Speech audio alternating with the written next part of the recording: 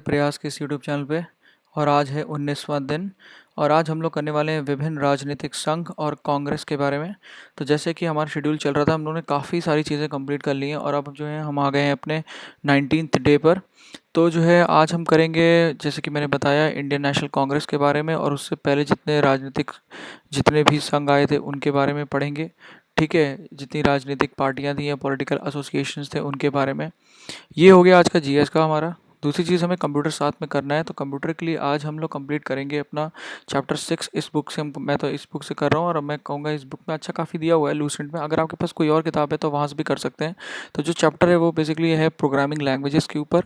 तो इसमें बहुत सारी विभिन्न तरह की प्रोग्रामिंग लैंग्वेजेस होती हैं, है ना। और उनके अलग अलग स्तर होते हैं, जैसे असेंबली लैंग्वेज और जो है हाई लेवल लैंग्वेज। तो उनका क्या डिफरेंस है उसको हमें थोड़ा पता होना चाहिए, एग्जाम में क्वेश्चन आता है इससे। तो जो है इसके बारे में आज हम लोग कंप्लीट करेंगे, और इस बुक में अच्छे क्वेश्चंस दिए हुए हैं तो आप उनको भी लगा सकते हैं। तो ये चीज़ हो गई कंप्यूटर की। इंग्लिश में जो आज हम टेंस से शुरू करेंगे, कल वर्ब खत्म कर दिया था। वन वर्ड सब्स्टिट्यूशन में हम देख लेते हैं क्या करना है। वन वर्ड सब्स्टिट्यूशन में आज हम सी हमने कल कर रहे थे, और सी को ही कंटिन्यू करते हुए डी भी पढ़ लेंगे, एक बार फिर से रिवाइज करेंगे। तो हमने कल दोनों चीज़ें करी थी, सी और डी, फिर से आज हम लोग सी एंड डी पे ही करेंगे। थोड़े ज़्यादा वर्ड्स हैं तो इसको कंप्लीट करेंगे। इडियम एंड फ्रेजेस में ओ एंड पी ही चल रहा है, तो हम ओ एंड पी को आज पूरा अच्छे से फिर से कंप्लीट करेंगे। और टेंसेस तो ख़त्म हो गया था कल, आज हम इसमें वर्ब कर लेंगे। ठीक है, तो यहाँ पे वर्ब है। और दूसरी चीज़ क्या है, इसको करने के बाद शाम को आप जो है प्रयास का जो यूट्यूब चैनल है, प्रयास का एक हमारा टेलीग्राम का चैनल है जिसका लिंक नीचे डिस्क्रिप्शन में दिया हुआ है, वहाँ पे आप फ्री में टेस्ट लगा सकते हैं। ऐसे 20 से 25 क्वेश्चन होते हैं, तो आपको काफ़ी कुछ अपने पढ़ा एक बार आप टेस्ट कर सकते हैं, है ना। तो अच्छी चीज़ है कि आपने जो पढ़ा आपको पता तो रहे कि आपने याद जो पढ़ा है कि आपको आ भी रहा है समझ में कि नहीं। तो ये चीज़ आप कर सकते हैं, फ्री में टेस्ट होता है हमारा जो टेलीग्राम चैनल है उसके ऊपर।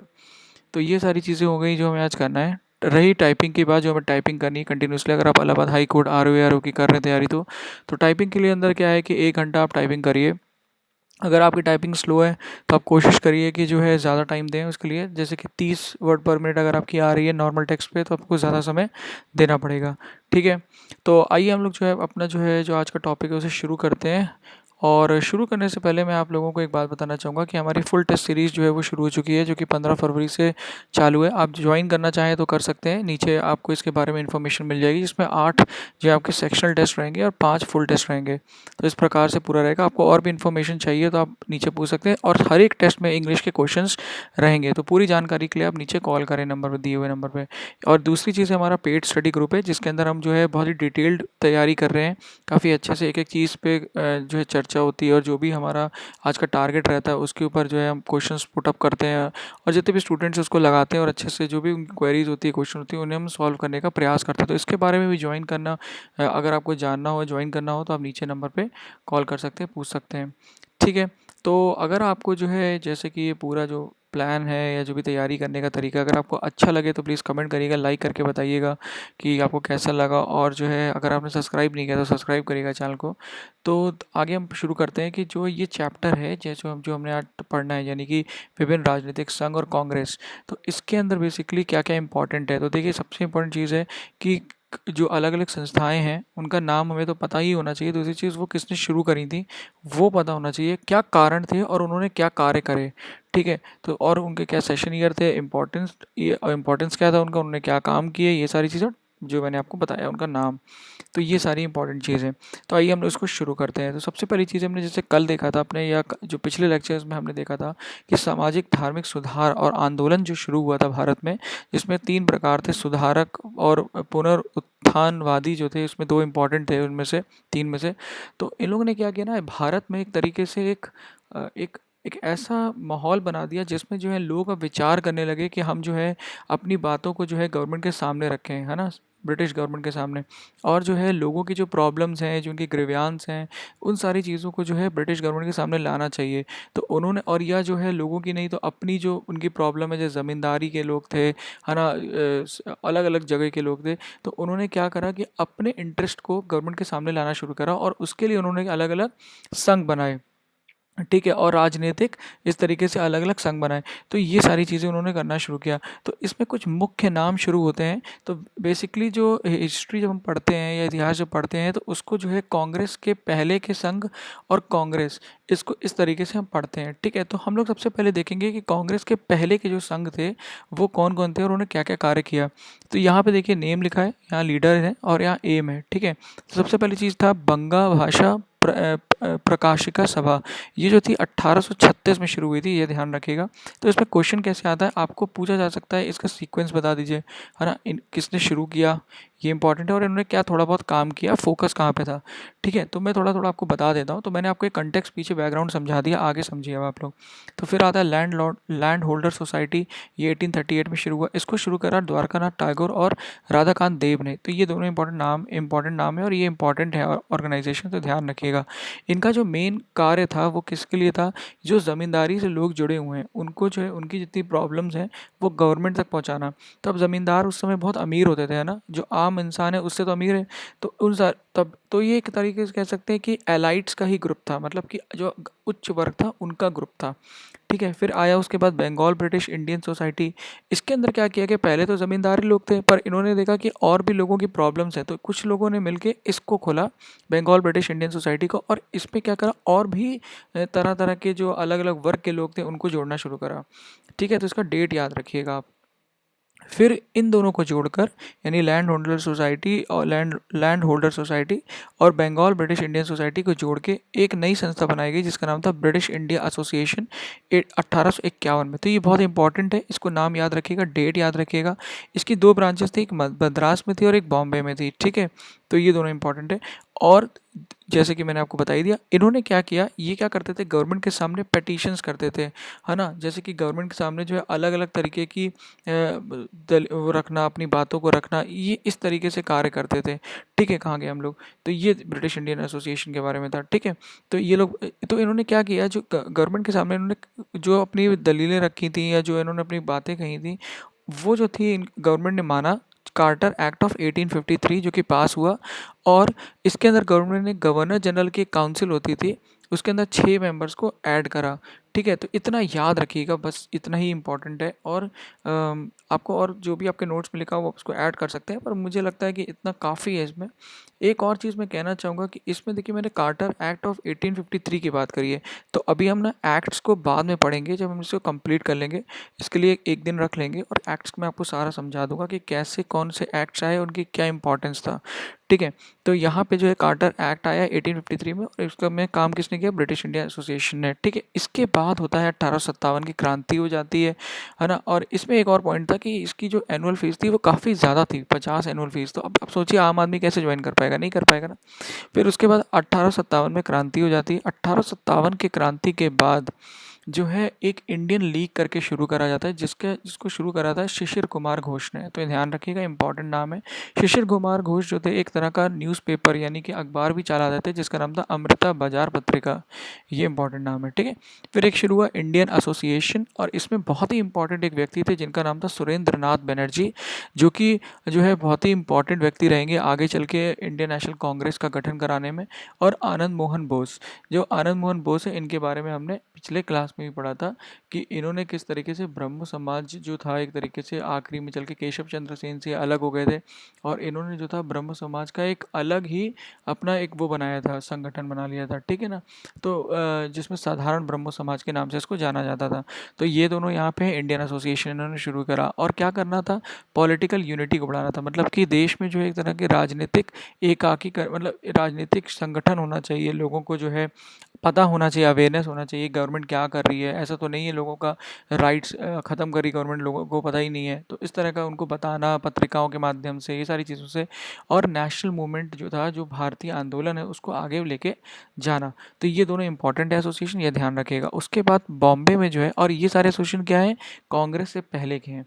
फिर बॉम्बे में कौन आता है, बॉम्बे एसोसिएशन आता है 1852 में। तो यहाँ से पहले है, इनके पहले। ठीक है, ध्यान रखिएगा। ये एक्चुअली आपको सीक्वेंस याद रखने हैं, अभी मैंने रीजन वाइज बता दिया है आपको, पर आपको सीक्वेंस भी याद रखने हैं।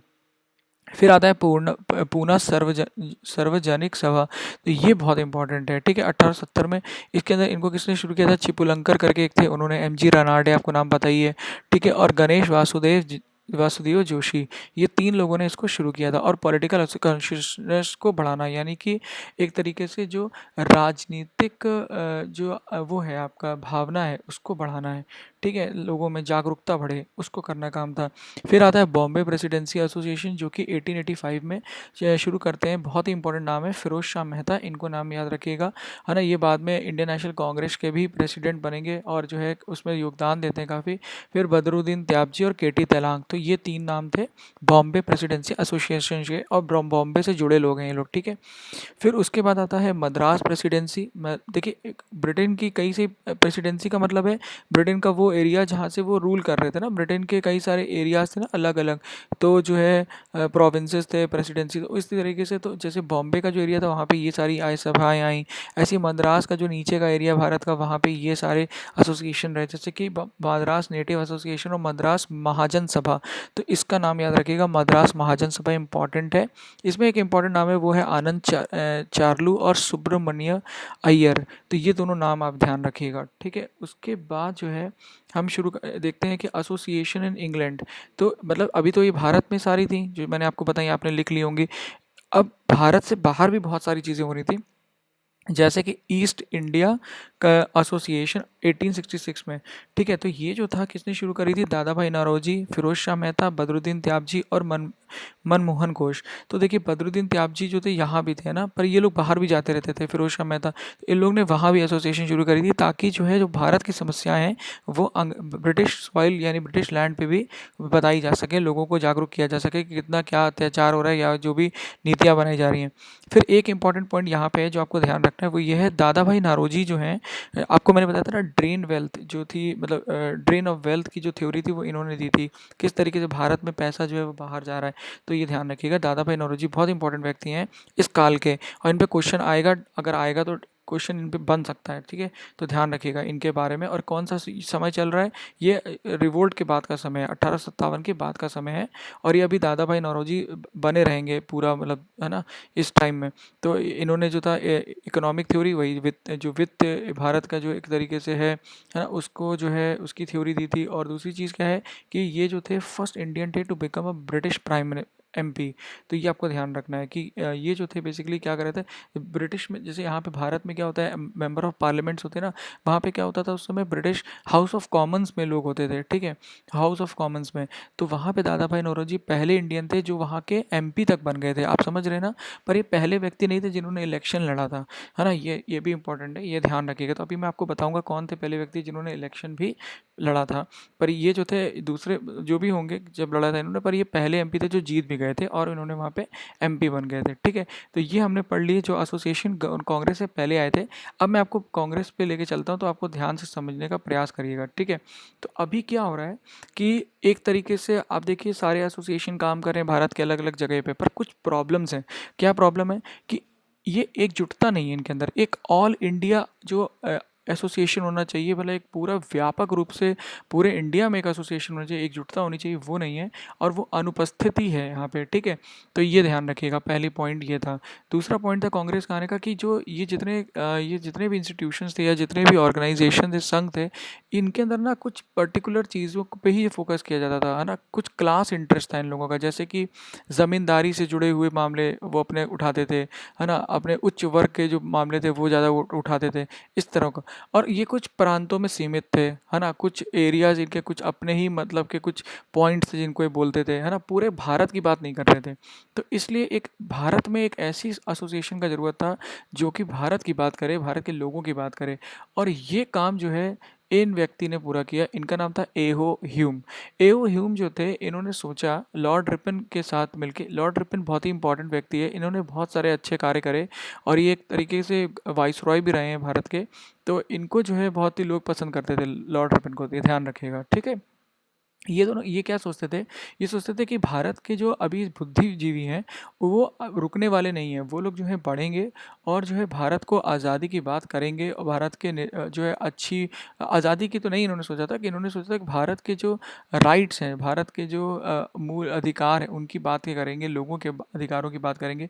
तो इस तरीके से इन्होंने जब ये सोचा, तो एओ ह्यूम ने आगे चल के जो है लॉर्ड डफरिन उस समय जो थे आपके, वो थे वाइस रॉय थे, तो नाम याद रखिएगा, लॉर्ड डफरिन जो थे उस समय वॉइसरॉय थे जब कांग्रेस का गठन हो रहा था 1885 में। तो इन्होंने क्या करा, एओ ह्यूम ने इसका गठन किया और इंडियन नेशनल यूनियन पहले उसका नाम रखा गया था, जिसका जो सम्मेलन होना था वो पुणे में होना था।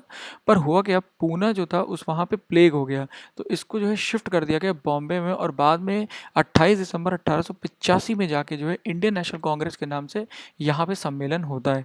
ठीक है, और कौन बैठते हैं पहले सम्मेलन में? डब्ल्यू सी बैनर्जी, आपको नाम याद रहना चाहिए। अभी मैं आपको पूरी टेबल दिखाऊंगा। तो जो है ये आपको हो गया याद। दूसरी चीज़ क्या है कि एक शर्त होती थी, ये शर्त आपको याद रखनी है कि कांग्रेस का जो सम्मेलन होगा वहाँ का जो राष्ट्रपति होगा, जिस प्रांत में वो सम्मेलन हो रहा है वो राष्ट्रपति वहाँ के प्रांत का नहीं होना चाहिए। तो ये शर्त थी जो यहाँ पे कांग्रेस के हर एक सम्मेलन में होती थी। ठीक है, और इसी को लेके आगे जो है सूरत में भी लड़ाई होती है, जिसमें जो है सूरत स्प्लिट के नाम से जिसको जाना जाता है। ठीक है, फिर एक पॉइंट ये हो गया, और आगे जो है एक और भी कई कारण थे सूरत स्प्लिट के, पर एक कारण ये भी था। ठीक है, तो अब ये ध्यान रखिएगा। फिर उसके बाद जो है जो फर्स्ट मीटिंग होती है कांग्रेस की, पहली जो मीटिंग होती है, तो जो है मैंने बता दी कौन उसके अध्यक्ष थे, उसके अध्यक्ष कौन थे? डब्ल्यू सी बैनर्जी थे। ठीक है, तो जो पहली मीटिंग होती है उसमें जो है कई सारी बातों पे बात होती है, जैसे मैंने यहाँ पे लिखी है, पर मुख्यतः तीन चीज़ें आपको ध्यान रखनी है। पहली चीज़, 9 प्रस्ताव को पारित किया जाता है, 9 प्रस्ताव इसमें डाले जाते हैं, उनको पारित किया जाता है। दूसरी चीज़, याचिक जो एक तरीके से जो इनका जो उस समय का कांग्रेस था ना, वो जो था ब्रिटिश रूल को सोचता था कि ब्रिटिश रूल जो है हमारा भला चाहता है ना। वो हमारे जो है कोई ऐसा नहीं है कि अगर हम उनको बताएंगे कि हमारी प्रॉब्लम क्या है तो ब्रिटिश सरकार हमारे लिए कार्य करेगी। तो वो किस चीज़ पे भरोसा करते थे? याचिकाओं पे भरोसा करते थे, है ना। पेटिशंस डालते थे कि अरे सुन लो, तो वो लोग सोचते थे कि ब्रिटिश गवर्नमेंट सुनेगी। और वही चीज़ मैंने बताया, और पहला पॉइंट यही है कि ब्रिटिश सेंस ऑफ जस्टिस में वो विश्वास रखते थे। वो सोचते थे ब्रिटिश हमारा भला चाहते हैं, परंतु जो है उनको बता नहीं पा रहे हैं। तो ये 3 पॉइंट याद रखिएगा, ये उनकी मानसिकता बताते हैं उस समय की कांग्रेस की, है ना। पर बाद में ये मानसिकता चेंज होती है कांग्रेस की, और कांग्रेस को समझ में आ जाता है कि ये हमें सिर्फ धोखा दे रहे हैं, ये कुछ नहीं कर रहे हैं, और जो है हमें बेवकूफ़ बना रहे हैं, और एक तरीके से हमें हमेशा गुलाम रखना चाहते हैं। तो यहाँ पे ध्यान रखिएगा। ठीक है, फिर 2 पॉइंट आपको नाम याद रखने हैं, और उन्होंने क्या बोला। पहले थे एओ ह्यूम, याद रखिए। इन्होंने कांग्रेस को क्या बोला? सेफ्टी वॉल्व बोला, यानी कि सुरक्षा वॉल्व, है ना। तो एक तरीके से होता नहीं, कुकर में सेफ्टी वॉल्व होता है, जब ज़्यादा प्रेशर हो जाए तो वो सेफ्टी वॉल्व क्या करता है? प्रेशर को रिलीज़ कर देता है। तो इन्होंने बोला कांग्रेस जो है वो एक तरीका का सेफ्टी वॉल्व है। मतलब कि वो क्या करेंगे, अगर मान लीजिए भारत में एक तरीके से बहुत ज़्यादा आक्रोश बढ़ रहा है, तो 1857 की जैसे क्रांति ना हो और ब्रिटिश गवर्नमेंट का दमन ना हो जाए, भारत उनके हाथ से ना चले जाए, तो एक ऐसी संस्था बनाई जाए जो कि जो है भारत के जो मत हैं या जो उनके विचार हैं लोगों के, उसको हमेशा जो है बताती रहे, रिलीज़ करती रहे, और गुस्सा भड़के मत लोगों का। तो इन्होंने एओ ह्यूम ने इसको सेफ्टी वॉल्व का थ्योरी दी, और डफरिन के सामने इस तरीके से पेश किया, है ना। तो डफरिन ने कहा हाँ बात तो ठीक है, इससे जो है हमारी सत्ता बची रहेगी। तो नाम याद रखिएगा एओ ह्यूम। और दूसरा था बिपिन चंद्र। ठीक है, बिपिन चंद्र जो है बिपिन चंद्र जो थे, उन्होंने क्या बोला कांग्रेस को? उन्होंने कांग्रेस को तड़ित चालक की तरह बोला, लाइटनिंग कंडक्टर की तरह, कि ये जो है कांग्रेस के जो है ये एक तरीके से क्या करेगी, जितना भी लोगों का आक्रोश है, जितना भी लोगों की प्रॉब्लम्स है, समस्याएं, उसको जो है सही में चैनलाइज करेगी, उनको सही दिशा देगी, और जो है एक तरीके से लोगों की बातों को ब्रिटिश गवर्नमेंट के सामने रखेगी, लोगों के सामने रखेगी। तो इतने इंपॉर्टेंट पॉइंट जितने थे कांग्रेस के, मैंने आपको बता दिया। अब हम जल्दी जल्दी देख लेते हैं कौन कौन से कांग्रेस के अधिवेशन हुए, जो भी हुए, मीटिंग्स हुई, और उसमें कौन कौन उनका प्रेसिडेंट रहा, और क्या स्पेशल चीज़ें थी उससे जुड़ा। तो 1885 में शुरू, आप ईयर्स देखते रहिएगा। ठीक है, मैं ईयर्स नहीं बोलूँगा, मैं सिर्फ बताता जाऊँगा क्या हो रहा है। तो 1885 में जो है बॉम्बे में हुआ, डब्ल्यू सी बनर्जी जो थे यहाँ के थे, और इस पहले सेशन में 72 मेंबर जो थे, है ना, यहाँ पे आके इन्होंने जो था ये जो है इसको अटेंड किया था। ठीक है, फिर दूसरा जो हुआ था वो कलकत्ता में हुआ था, जिसमें दादा भाई नौरोजी बैठे थे। तो बस मैंने इसलिए बता दिया क्योंकि दूसरा है, और दादा भाई नौरोजी का पहला सेशन था। ठीक है, उसके बाद जो है सैयद बदरुद्दीन त्याबजी, ये पहले मुस्लिम ये प्रेसिडेंट थे जो पहला मुस्लिम बना था, यानी कि अध्यक्ष, ये पहले अध्यक्ष थे जो कि मुस्लिम थे, है ना। तो सैयद बदरुद्दीन त्याबजी का नाम याद रखिएगा, मद्रास में सेशन हुआ था। उसके बाद जो पहले अध्यक्ष बना, जो कि एक इंडियन नहीं था, है ना, मतलब कि एक तरीके से आप कह सकते हैं कि वो जो था आपका क्या था, फॉरेनर था। तो वो कौन थे, जॉर्ज यूल थे। और इलाहाबाद में ये हुआ था सेशन, ठीक है। आपको डेट देखते रहना है खुद से, ईयर मतलब बेसिकली। फिर एक होता है आगे चल के लखनऊ के, इसलिए मैंने यहाँ पे लिख दिया है कि 1899 हुआ था, क्योंकि लखनऊ में पहली बार यहाँ पे हुआ था। और यूपी का अगर आप एग्जाम तैयारी कर रहे हैं तो आपको याद रहना चाहिए लखनऊ में कब हुआ था, ठीक है। उसमें रोमेश दत्त बैठे थे, चंद्रदत्त, 1899 में। फिर गांधी जो थे, पहली बार उन्होंने कोई भी अधिवेशन अगर कांग्रेस का जो भी अटेंड किया था, वो था 1901 में। तो सर दिनशॉ करके उस समय जो थे वो वहाँ के उसके क्या थे, अध्यक्ष थे। तो ध्यान रखिएगा। पर आप सोचते होंगे गांधी ने कैसे अटेंड कर लिया, गांधी तो 1914 में आए थे, है ना। तो पर गांधी जो थे 1914 में भारत में पूरी तरीके से आ गए थे। पर वो बीच में भारत आते रहते थे कुछ कुछ काम के लिए, या कुछ कुछ जो भी अपने जो है किसी से मिलने के लिए। तो उन्होंने जो था यहाँ पे अटेंड किया था 1901 में, कैलकाटा में सेशन हुआ था। फिर उसके बाद जो है यहाँ पे इंपॉर्टेंट होता है कि स्प्लिट ऑफ कांग्रेस जो हुआ ना, सूरत सेशन बहुत इंपॉर्टेंट है। इसमें कौन थे बैठे, ये आप ध्यान रखिएगा कि रास बिहारी बोस थे। और यहाँ पे कांग्रेस टूट गया था एक तरह से, गरम दल और नरम दल थे ना उस समय दोनों। तो उसमें जो था कांग्रेस टूट गया था, और जो गरम दल वाले थे उनको कांग्रेस से बाहर निकाल दिया गया था, जिसमें हेड जो थे उनके कौन थे, बाल गंगाधर तिलक। तो ये ध्यान रखिएगा। तो यहाँ पे रास बिहारी बोस जो थे प्रेसिडेंट थे, अध्यक्ष थे।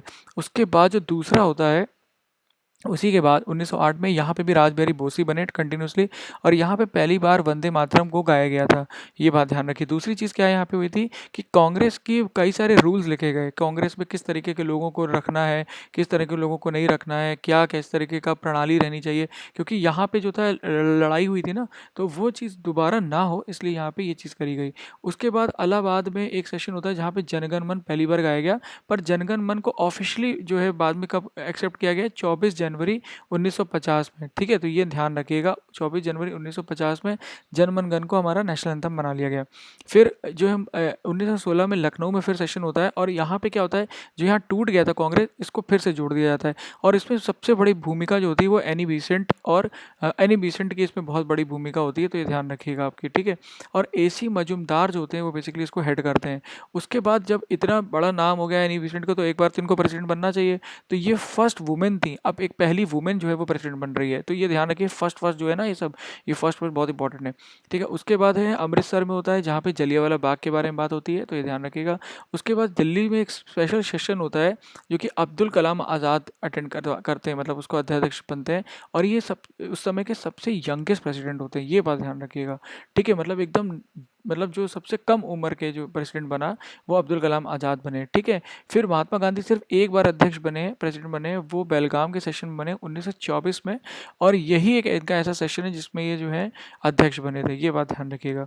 फिर कानपुर जो है उसमें, कानपुर में जब होता है 1995 में, तो पहली वुमेन जो इंडियन वुमेन है वो जो है, पहली वुमेन कौन थी जो बनी थी अध्यक्ष, एनी बेसेंट। पहली इंडियन वुमेन कौन बनी थी अध्यक्ष, वो थी आपकी सरोजिनी नायडू। तो ये बात ध्यान रखिएगा, दोनों पॉइंट इंपॉर्टेंट है और अलग अलग हैं। फिर पूर्ण स्वराज की पहली बार बात जो करी गई थी वो लाहौर सेशन में करी गई 1929 में, है ना। और जवाहरलाल नेहरू जो थे यहाँ पे जो थे इसके अध्यक्ष थे। तो ये पॉइंट बहुत ज़्यादा इंपॉर्टेंट है, ये मतलब पूछा भी जा चुका है कई बार एग्जाम्स में, तो ये आपको याद होना चाहिए। उसके बाद CDM, क्योंकि यहाँ पे जो था क्या हो गया था, सिविल डिसोबीडियंस मूवमेंट शुरू हो गया था 1930 में। तो कोई मीटिंग नहीं हुई थी। तो ऐसा भी अगर पूछा जाए कि कभी भी ऐसा हुआ कि मीटिंग नहीं हुई, तो यस, मीटिंग एक बार, मतलब बीच में कई बार नहीं भी हुई है। फिर आपको याद रखना है कि वल्लभ भाई पटेल पहली बार कहाँ बने थे अध्यक्ष, कराची के बने हुए कराची में जब हुआ था 1931 में। और यहाँ पे फैज़पुर जो है, यहाँ पे पहली बार हेल्ड हुआ था कोई विलेज में। और यहाँ पे जवाहरलाल नेहरू जो थे इसके अध्यक्ष बने थे। जो पहली बार है ना, वो आपको याद रखना है। फिर सुभाष चंद्र बोस पहली बार कहाँ पे बने थे, हरिपुरा एक सेशन हुआ था 1938 में। तो ये बात ध्यान रखिएगा। और उसके बाद दूसरा होता है त्रिपुरी पे, जिसमें ये रिज़ाइन दे देते हैं, इनके मतलब विचारों को एक्सेप्ट नहीं कर रही थी कांग्रेस, तो ये रिज़ाइन दे के चले जाते हैं, ठीक है। और फिर उसके बाद एक इसके चीज़ का गठन करते हैं, आज़ाद हिंद फौज का, ठीक है। इसके बाद कुछ समय बाद, तो उसके बाद ये हो जाता है। और फिर यहाँ पे क्या होता है, क्विट इंडिया मूवमेंट जो है 1942 में होती है। तो अब्दुल कलाम आज़ाद यहाँ पे जो होते हैं प्रेसिडेंट होते हैं, ये बात ध्यान रखिए। फिर होता है एक मेरठ। मेरठ में क्या होता है कि मेरठ में ये आखिरी है, इंडियन गॉट इंडिपेंडेंस, जब इंडिया की इंडिपेंडेंस हो जाता है तब कौन थे यहाँ के प्रेसिडेंट, तो ये ध्यान रखिए JB कृपलानी थे। तो ये क्वेश्चन इस बार कहीं में पेपर दिया था कोई, या किसी का पेपर देखा था मैंने शायद, उसमें जो था ये क्वेश्चन आ चुका था यूपी के ही लेवल पे। तो ये ध्यान रखिए कि JB कृपलानी जो थे वो जब भारत आज़ाद हुआ तब ये प्रेसिडेंट थे। तो आज जो है हमने बेसिकली जो है अपना सारा कुछ जो जितने भी अलग अलग बेसिकली जो विभिन्न राजनीतिक संघ थे और जो कांग्रेस है उसके बारे में देख लिया है। मैंने आपको बता भी दिया कि कांग्रेस के कौन-कौन से इम्पोर्टेंट सेशन है, अधिवेशन है, तो आप उनको जो है याद रखिए और बहुत ही इंपॉर्टेंट सीधा क्वेश्चन बनता है, तो जो है आप इसको कर सकते हैं। तो आपको बेसिकली आज क्या करना है, टाइपिंग के बारे में मैंने बता दिया, इंग्लिश अपना पढ़ाई करिए, नोट्स रिवाइज़ करिए और प्रीवियस ईयर्स को पेपर को देखते हुए अपनी तैयारी करिए, क्या-क्या इंपॉर्टेंट है और रिवाइज़ बहुत ज़्यादा करिए, ठीक है? तो मुझे आशा है कि आपको ये वीडियो अच्छा लगा होगा। अगर आपको वीडियो अच्छा लगे तो कृपया लाइक करिएगा, सब्सक्राइब करिएगा और मुझे बताइएगा नीचे कमेंट में कैसा लगा।